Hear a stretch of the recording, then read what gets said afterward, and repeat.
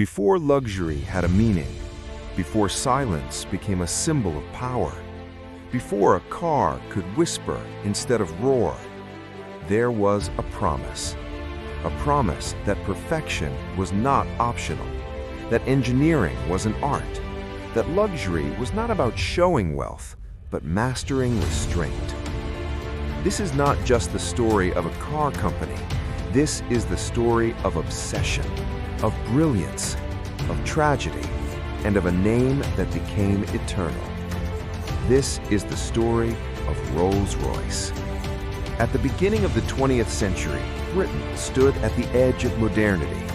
Industry was transforming the world. Machines were growing faster and louder, and automobiles, still unreliable and crude, were little more than noisy experiments for the rich. In 1904, two very different men met by chance in Manchester. One was Henry Royce, a quiet, self-taught engineer from extreme poverty. He had no formal education, no inherited wealth, and no patience for mediocrity. Royce believed machines should work flawlessly, and when they didn't, he took it personally. He obsessed over details others ignored. To him, good enough was an insult. The other was Charles Rolls, a wealthy aristocrat, educated at Eton and Cambridge, a racing driver, a salesman, and a visionary. Rolls loved speed, innovation, and the future. He understood people, markets, and ambition. What he lacked in engineering depth, he made up for in daring. Royce built a car. Rolls sold a dream. When Charles Rolls drove Henry Royce's early automobile, he famously said, "I have found the ideal car." That moment changed history. Their agreement was simple. Royce would build the best cars in the world, Rolls would sell them, and they would never compromise. In 1906, Rolls-Royce Limited was born. Almost immediately, the company did something revolutionary. While other manufacturers raced to produce faster and cheaper cars, Rolls-Royce focused on silence, smoothness, and reliability. Their cars were not loud statements, they were controlled masterpieces. The turning point came with the Rolls-Royce Silver Ghost. It wasn't flashy, it wasn't aggressive, but it was so reliable that it shattered expectations. The Silver Ghost completed endurance tests unheard of at the time, running tens of thousands of miles without failure. Journalists began calling it the best car in the world. Rolls-Royce did not correct them. By the 1910s, Rolls-Royce cars were symbols of absolute quality. Kings, emperors, industrialists, and elites across Europe demanded them. But behind the scenes, tragedy struck early. In 1910, Charles Rolls died in a plane crash, becoming one of the first aviation fatalities in history. He was only 32. Henry Royce continued alone. World War I changed everything. As war consumed Europe, Rolls-Royce turned its attention from roads to skies. The company began designing aircraft engines, and in doing so, quietly became one of the most important engineering forces in history. Rolls-Royce engines powered fighter planes, bombers, and reconnaissance aircraft. Their reliability saved countless lives. Henry Royce, now ill and nearly blind, worked obsessively from his sickbed, demanding improvements, perfection, and more testing. He believed failure was unacceptable when lives depended on machines. By World War II, Rolls-Royce engines became legendary. The Merlin engine, developed by Rolls-Royce, powered the Spitfire, Hurricane, and Lancaster bombers. It played a decisive role in the Battle of Britain. Many historians argue that without the Merlin, the war's outcome could have been very different. Rolls-Royce didn't just build luxury, it defended nations.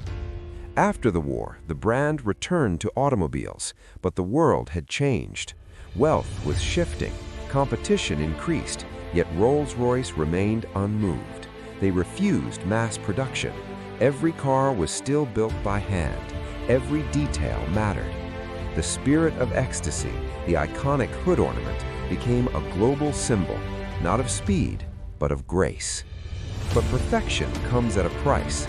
By the late 1960s, Rolls-Royce faced financial disaster. Development of advanced jet engines drained resources, costs soared. In 1971, the unthinkable happened. Rolls-Royce went bankrupt. The world was stunned. The British government intervened, nationalizing the company to save its aerospace division. The car business was separated. For the first time, Rolls-Royce was no longer whole. Many believed the brand would never recover. Yet luxury has a strange resilience. Through decades of uncertainty, ownership changes, and identity struggles, the Rolls-Royce name survived. In 1998, a dramatic battle between BMW and Volkswagen ended with BMW securing the rights to Rolls-Royce motor cars. In 2003, a new era began. Under BMW, Rolls-Royce did not become German, it became better British. BMW invested heavily in craftsmanship, technology, and design without touching the soul of the brand. Every Rolls-Royce was still handcrafted. Wood veneers were book-matched. Leather came from cows raised in calm environments to avoid scars. Paint finishes took weeks to perfect. Silence became engineering. The Phantom, Ghost, Wraith, Cullinan, and Spectre redefined modern luxury, not through noise, but through presence.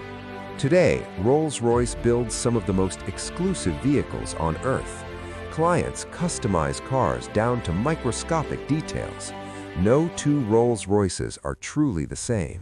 Production is intentionally limited. Waiting lists are long. And yet, Rolls-Royce is no longer only about the past. The company has embraced electric power, launching fully electric models while maintaining absolute silence, the very thing it perfected a century ago.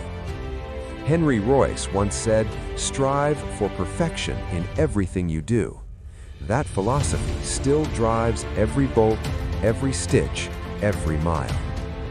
Rolls-Royce is not about speed. It is not about trends. It is not about mass appeal. It is about control, about mastery, about refusing to compromise.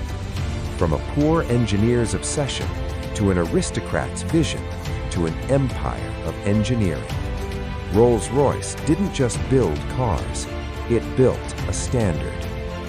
This documentary was created by Explainary, a channel dedicated to telling the complete stories behind the world's most powerful brands, empires, people, and ideas. So you don't just see history, you understand it. Because true luxury is not loud, it is timeless.